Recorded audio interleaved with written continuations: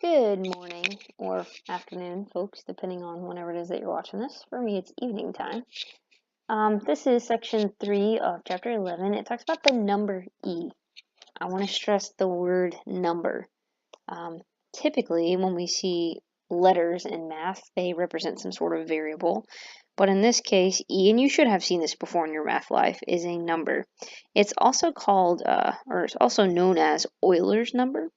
His name looks like it should be pronounced Euler, but it's actually Euler.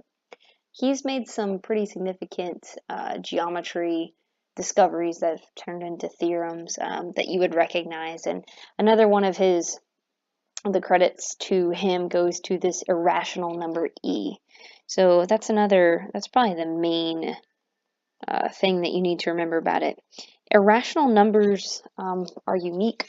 They cannot be written as fractions. So like the number, 1/3 as a decimal is 0.3 repeating.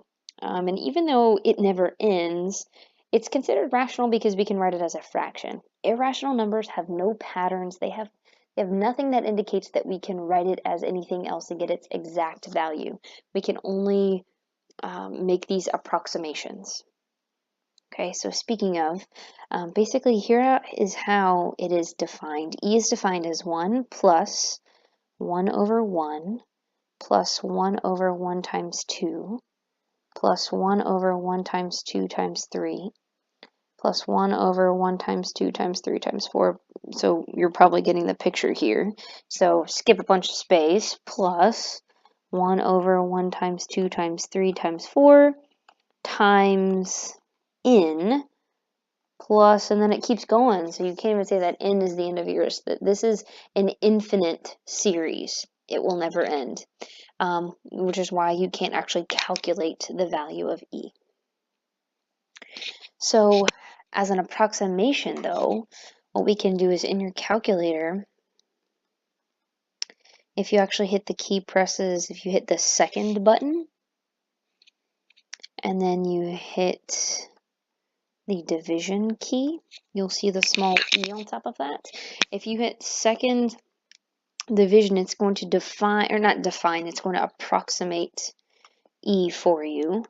So as an approximation, your calculator says it's approximately 2.7118281828. And from what you can see on the screen, it appears as if it might create a pattern, right? That 1828. But if you research it a little bit more, even just typed, the number E into Google or probably asked Siri, the next few digits change right away, 4590, and then it continues on to forever. So as an approximation, I've heard a couple people, we're not really going to approximate it, but some people say it's about 0.2718, and some people say it's about 0.272. It just kind of depends on how accurate you want to be. So we've talked about exponential functions last week, and basically they all have similar behavior, right? Things grow or decay very, very rapidly. And we define them as y equals a times b to the x minus h power plus k. And basically, for an exponential function involving e, it's the same exact equation, except our base is going to be e instead of b. So the parent function for an exponential involving e is f of x is equal to e to the x power. When we graph this, again, it's going to have that exponential growth.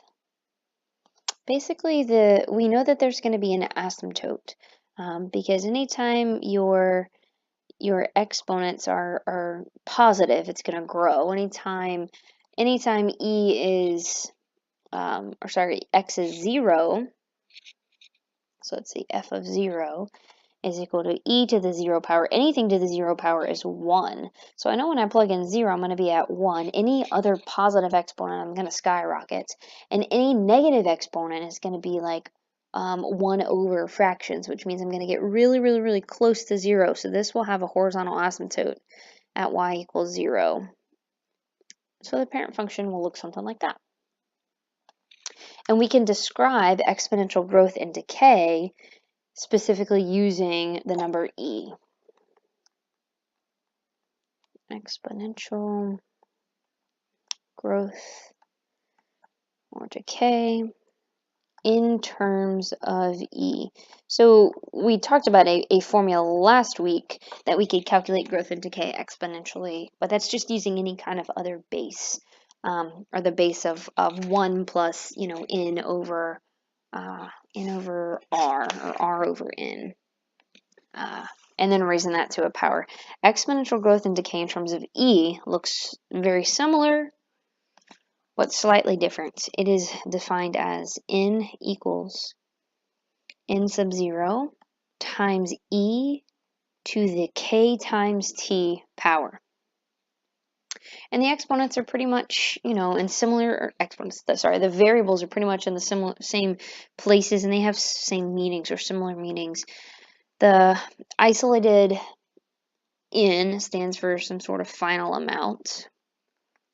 N sub 0 stands for an initial amount.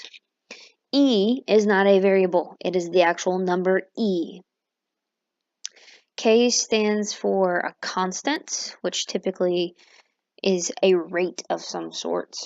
And then T is time, usually in years. So very, very similar to the exponential equation that we talked about last week, but this one, in this particular case, is a base of e. So let's do an example. We're going to suppose the population of a city declined at a rate of 0.4% between 1997, so I'm just going to abbreviate those years, and 98. In 1998, the population, and you can shorthand these words if you'd like. I'm going to shorthand population for sure. The population was 87,806. So this is going to be a two-part question. Part A says, write a function to model the population if T is years since 98. Write a function to model the population if T is the number of years since 1998.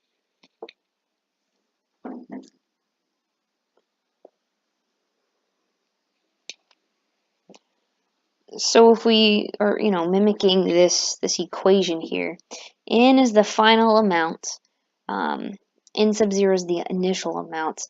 I know it kind of seems like 87,806 is the final amount because it's in 98, and 98 came after 97, but what this is setting us up for is probably some sort of anticipated future estimation of population. So 87,806 is going to be our initial value. Now, this also says write a function to model the population, which means my final amount is going to be my output, which is just going to be y. So instead of writing it as an n, we're going to write it as y since we're writing a function. Y is equal to the initial amount is 87,806. Times e is not a variable, it is a number, so leave it as is, e to the k times t power. So k is our constant and it is our rate. The rate is 0.4%. I see people making this mistake all the time. You got to pay very, very, very close attention. 0.4% is not 0.04. Okay, 0.4% is 0.004. The other thing is, if it is declining, then it's actually going to be negative 0.004 as the rate. Okay, so anytime it's declined, it's going to be a negative. And then we don't know what t is, right? That's just going to be used to project future years. So this is a function that we can use to project future years, given that information so far. So I want to do just that. Part B, I want to go ahead and estimate the population in 2010, assuming the steady decline rate. Estimate the population in 2010, assuming the steady decline rate.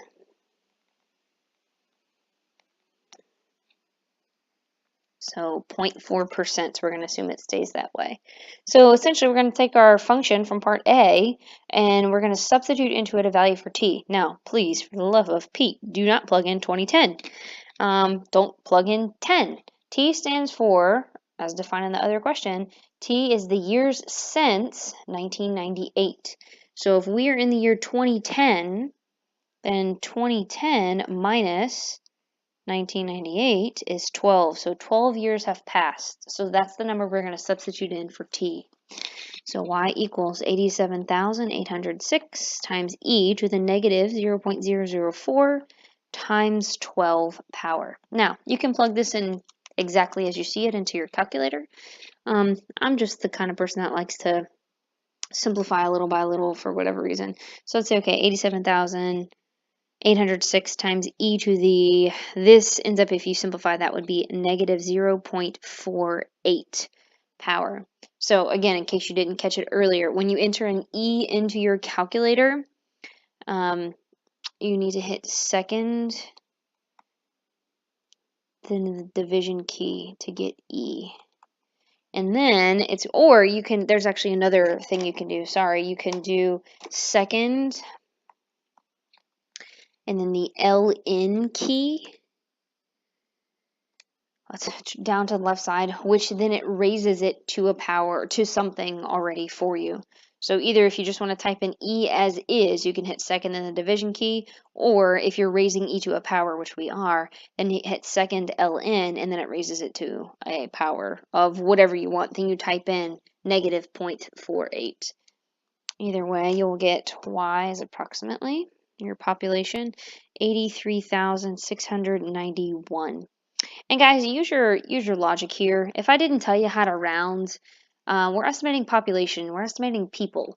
So typically, you're going to round to the nearest whole number when you're doing something like that. If we're dealing with money, and I don't tell you to round, money is defined by the nearest hundredth because we have cents. So typically, you'd round to the nearest hundredth when dealing with money. Okay, last thing to discuss is if we have continuously compounded interest. So last week we talked about just compounding interest, typically at a frequency of quarterly throughout the year, or whatever kind of other time frame that you want. But this is compounded continuously, meaning all the time. This is given by A is equal to P times E raised to the R times T power, where again, A stands for our final amount, P stands for our initial or principal amount, E again is the number, not a variable, R is going to be the annual interest rate, and T is usually time in years.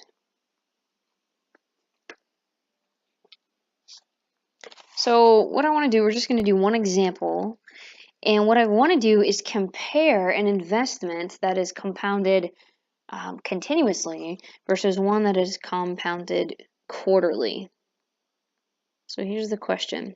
I want you to compare the balance after 10 years. Compare the balance after 10 years of a $5,000 investment earning 8.5% interest compounded quarterly versus compounding continuously. Compare the balance after 10 years, so there's time, of a $5,000 investment, so there's your principal amount, earning 8.5% interest, so there's your rate, compounded quarterly versus compounding it continuously. So we're going to do two different breakdowns of the calculation. So let's recall, what is it like to compound quarterly?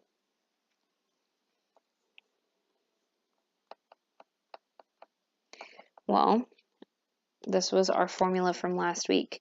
To compound quarterly, we use the formula A is equal to capital P, open parentheses, 1 plus R over N raised to the N times T power. So if we substitute in our values for each of these, again, we know our principal amount is 5,000 times 1 plus R over N. R is our rate. Again, 8.5. Interest is 0.085. Over N is the number of times it was the compounding occurred that year. In this case, quarterly means that it happened 4 times that year, once per quarter. So 0.085 over 4 times N, again, we just defined as 4, times T, time is 10 years. So again, you can type this all into your calculator at once, or you can kind of simplify it a little bit. I would go ahead and add 1 plus 0.085 divided by 4, which is 1.02125. To the 4 times 10 is the 40th power. So if you estimate this, then our final amount is going to be approximately $11,594.52. That is at that $5,000 investment over 10 years, compounded quarterly. Okay, let's compare that to continuously.